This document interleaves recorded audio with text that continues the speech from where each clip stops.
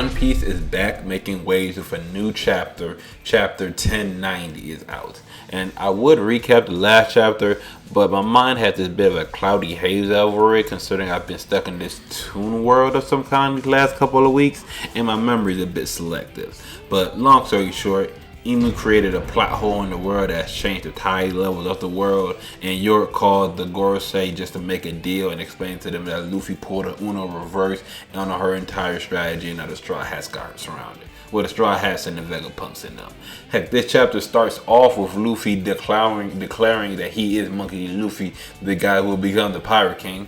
Usual Luffy vibe.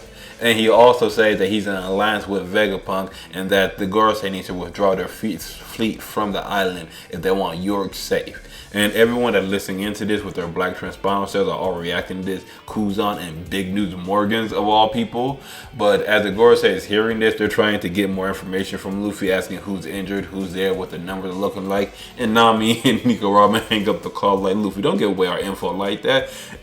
But while this is going on, the Gorosei, or I guess Saturn specifically, points out that there's three things they need to focus on. 1, York safety. 2, Punk Records, the brain.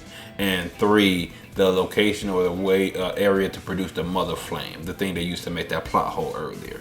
But everything else is non-consequential. And one of the Marines says, our South Pole agents are on there. Rob Lucci and them are on there.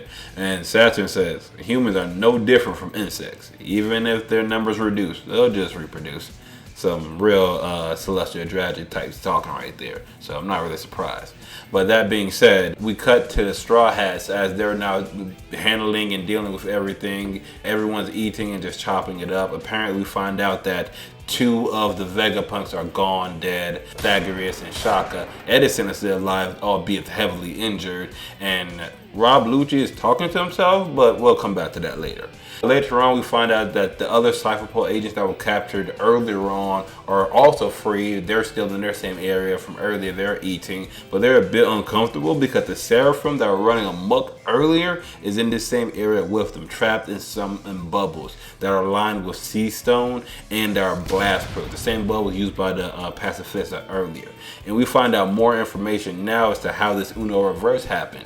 Apparently, the Boa Hancock Seraphim still has the DNA, the emotional DNA of her counterpart. So the moment Luffy grabbed her and asked her to release her comrade, she did so immediately. And Vegapunk finds it surprising that emotions, especially love, can carry through in the DNA lineage factor. But they're trying to figure out a way to get past the system because the Frontier Dome is still on thanks to York and her holding a password. So now they can't get out and no one else can get in. So Vegapunk, the old man Vegapunk, pulls Nami to the side and says, hey, your log pointer hasn't navigated to Egghead yet. It's probably still set on Wano. So we're going to go to one of those Wano locations. Specifically the one in the northeast pointing to Elbaf. Luffy and Usopp lose their collective minds when they hear Elbaf. They start singing in the background about Elbaf, how everything there is tall and big.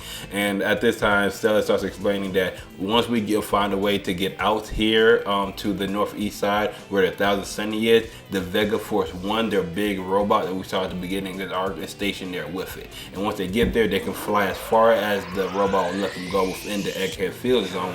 And then Frankie will use the coup that burst from the Sunny to send them even further away, blowing them away from the fleet that's surging on. And then the Vegapunks start hacking to get away with it. And they put their plan into motion.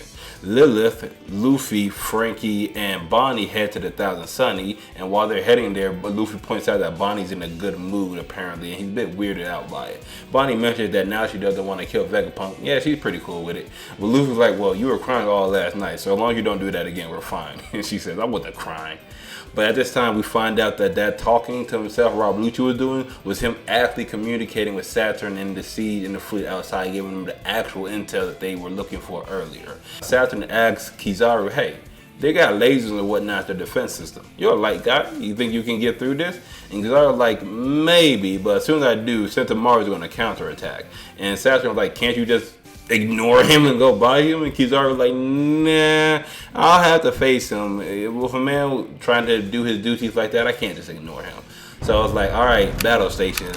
So all the Marine soldiers and officers started getting ready for battle. And at the moment Luffy and them start to get near the Thousand Sunny, Kizaru uses that ability, Yata no Kami, the same one he used on Sabaody, and starts darting onto the island.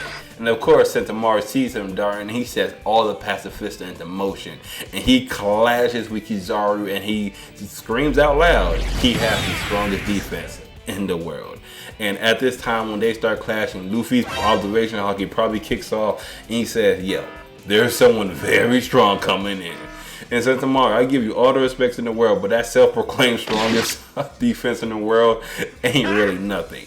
Kizaru is going to blow by you immediately. And to be honest, all this is the setup for Luffy versus Kizaru coming up. And this siege is about to go crazy.